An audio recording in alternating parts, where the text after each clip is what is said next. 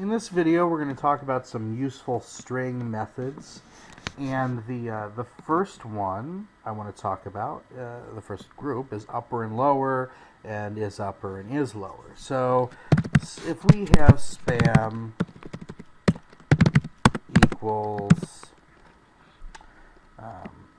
spam light,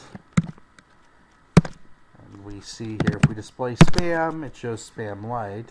If we use the spam method, or the method on a string, spam, which is a string, dot upper, it will show spam light in all caps.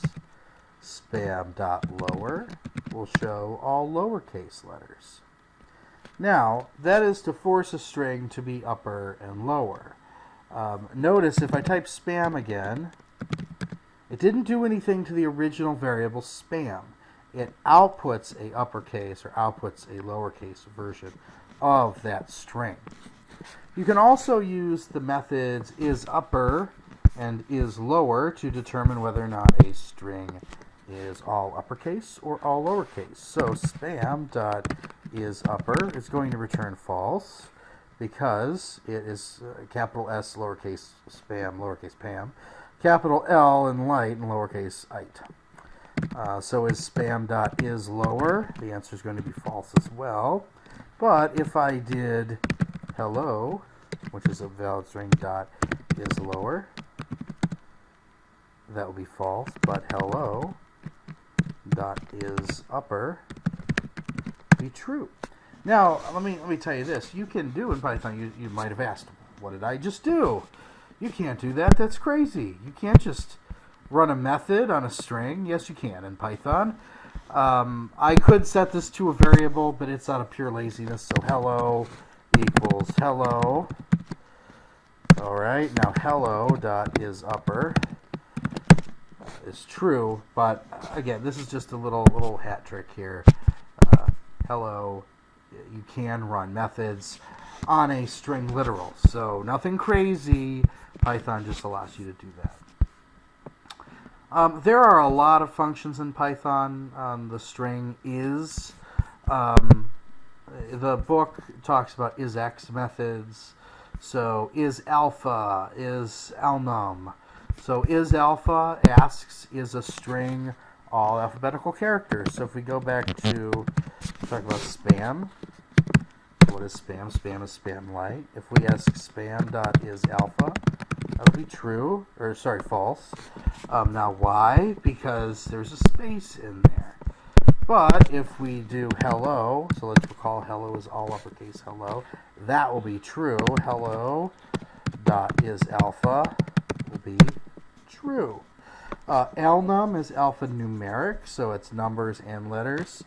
So spam.isAlnum will be false, but hello.isAlnum will be true.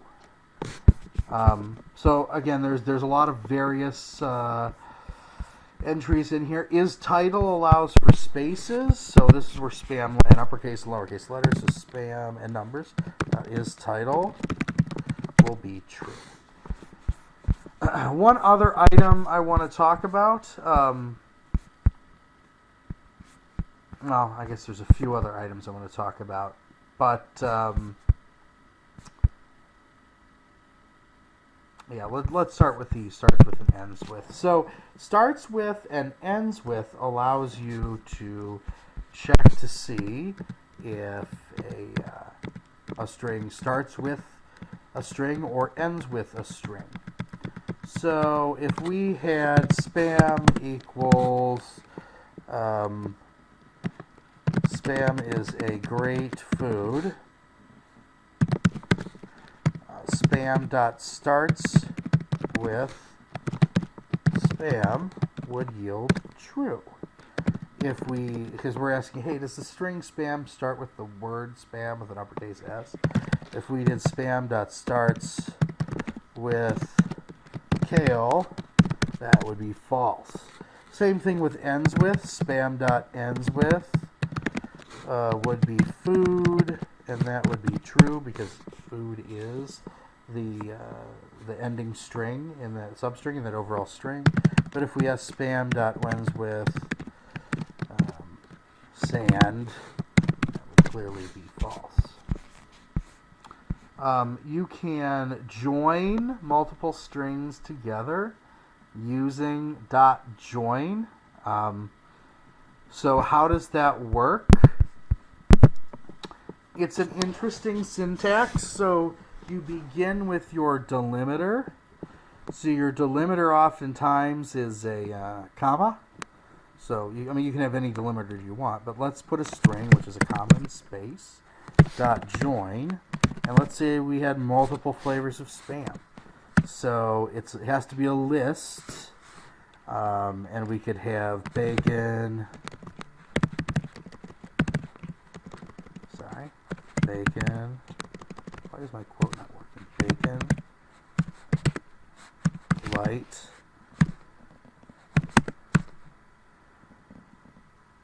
smoked, and that would yield a single string joining each of these list items together with a comma and space. So that is join, and it allows you to join things together. Now, you can also split things apart. So let's say we have this string, so spam styles equals bacon, light, and smoked, right? Let's say we want to split it up. So we want spam styles dot split and break it up by that comma and space again, right?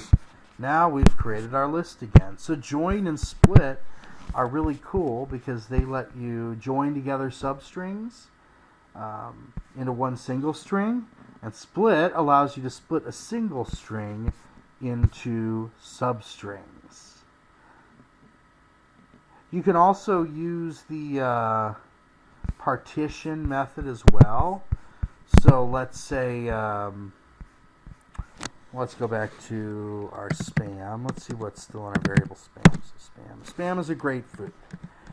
So let me just make it easier on our eyes here.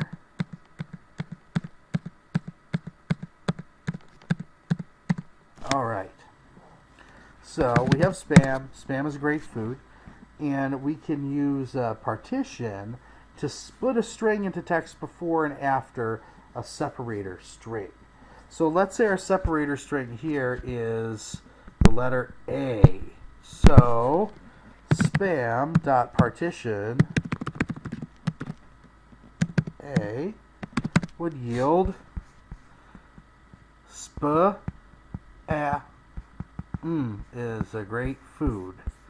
Now, you may ask, why did it do that? Well, the partition method separates strings into a before, a separator, and an after. So this was the before. A was the first instance of A, so that's right here. And this is the after part, right here. Now let's say, oh man, we intended to split the string right here. Well, then here we would do space A space. So spam.partition space A space would yield what we were really intending to do. There's justify functions that I'm not too concerned about for this week's lesson, but they're in the book, as well as the strip functions. The strip functions are useful because they strip spaces off the beginning and the ends of the strings, but the book references that.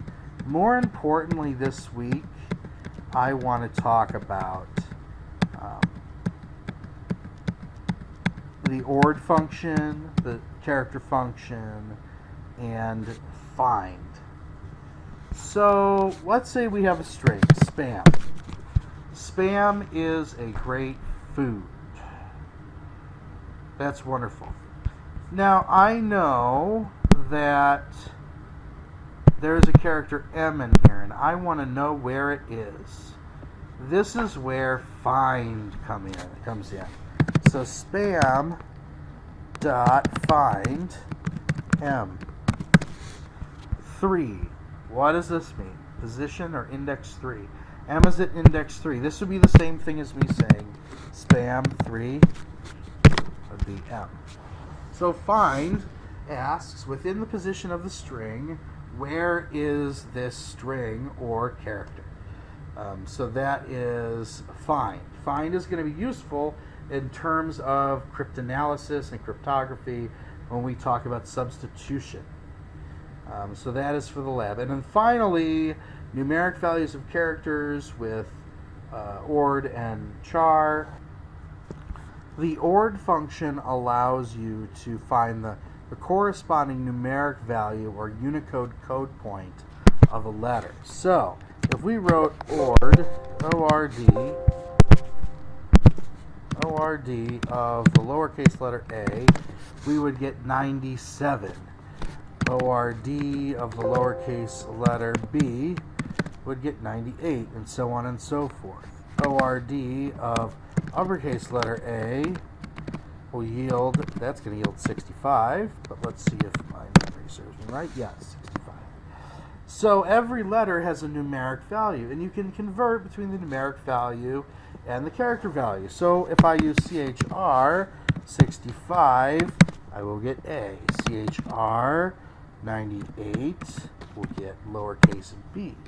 CHR 97 will get lowercase a, and so on and so forth. So ORD and CHR are also useful when doing text analysis, and I just wanted you to be aware of those. So we've covered a bunch of string methods. I said find was important. Find's actually not in the book. I'll talk about it in the lab, but it's going to be helpful for this week's lab. Thank you.